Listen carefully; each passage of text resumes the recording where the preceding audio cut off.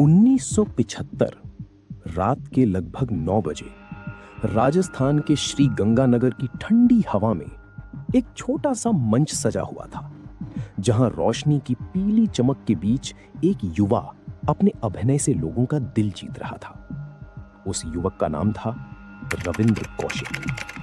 भीड़ तालियों से गूंज रही थी, लेकिन उस शोर के पीछे कुछ आंखें उसे परख रही थीं। उन निगाहों में उत्साह नहीं, बल्कि एक गहरी तलाश थी, जैसे कोई साधारण चेहरे में असाधारण क्षमता खोज रहा हो। उसी रात उस मंच से उठकर एक ऐसा सफर शुरू होने वाला था जो इतिहास के सबसे खामोश और खतरनाक अध्यायों में दर्ज होने वाला था। कुछ ही महीनों बाद दिल्ली की एक गुप्त इमारत में भारत की खुफिया agency research and analysis wing के अधिकारियों ने उसे एक प्रस्ताव दिया जो किसी भी साधारण जीवन को खत्म कर सकता था। ये कोई नौकरी नहीं थी, ये एक पहचान मिटाने का समझौता था। एक ऐसा रास्ता जहां लौटने की कोई गारंटी नहीं थी। उस युवा ने बिना झिझक इस अंधेरे रास्ते को चुना, क्योंकि उसके भीतर देशभक्ति एक भावना नहीं, बल्कि एक उद्देश्य बन चुकी थी। आने वाले वर्षों में उसे न केवल नई भाषा, बल्कि एक नया धर्म, एक नई संस्कृति और एक पूरी तरह नई जिंदगी अपनानी थी। 1979 पाकिस्तान के कराची की सड़कों पर अब वो रविंद्र नहीं, बल्कि अमानत बन चुका था। उसकी चाल, उसका लहजा, यहां तक कि उसकी सोच भी अब एक नए देश की तरह ढल चुकी थी। उसने कराची विश्वविद्यालय में दाखिला लिया, कानून की पढ़ाई शुरू की और धीरे धीरे पाकिस्तान की सेना में अपनी जगह बना ली।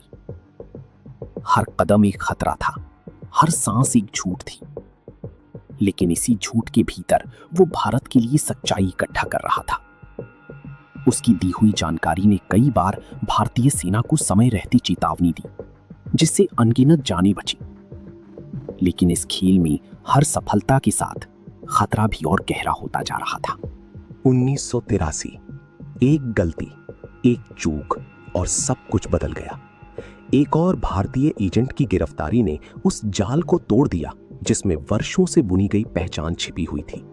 पूछताछ के दौरान जब सच्चाई की परतें खुलने लगीं, तो अमानत का चेहरा गिरने लगा और उसके पीछे छुपा असली नाम सामने आने लगा। पाकिस्तान की खुफिया एजेंसियों के लिए ये एक बड़ी जीत थी, लेकिन उस एक व्यक्ति के लिए ये अंत की शुरुआत थी। अब वो एक एजेंट नहीं, बल्कि एक कैदी बन चुका था, जिसकी कोई पहचान नहीं थी, कोई देश नहीं था। पाकिस्तान की अंधेरी जेलों में बिताए गए साल हर दिन एक नई यातना लेकर आता था। लोहे की सलाखों के पीछे जहां रोशनी भी डर डर कर आती थी, वहां एक इंसान धीरे धीरे टूट रहा था। पूछताछ, मारपीट और मानसिक यातना ने उसके शरीर को कमजोर कर दिया, लेकिन उसके भीतर का जज्बा आखिरी सांस तक जिंदा रहा। उसने कई बार भारत को संदेश भेजने की कोशिश की, लेकिन हर बार उसकी आवाज उन दीवारों के बीच ही दबकर रह गई। समय के साथ उसका नाम भी धुंधला पड़ने लगा, जैसे इतिहास ने उसे भुला दिया हो। 1990 की दशक की शुरुआत, उसी जेल की एक कोठरी में एक थका हुआ शरीर और टूटी हुई पहचान अपने अंतिम पलों की ओर बढ़ रही थी। कोई शोर नहीं था, कोई विदाई नहीं थी, बस एक खामोश अंत था।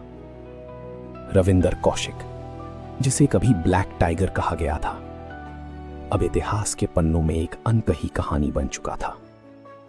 उसकी कुर्बानी का कोई सार्वजनिक जश्न नहीं हुआ, कोई सम्मान नहीं मिला, लेकिन उसकी दी हुई जानकारी ने एक पूरे देश को सुरक्षित रखा।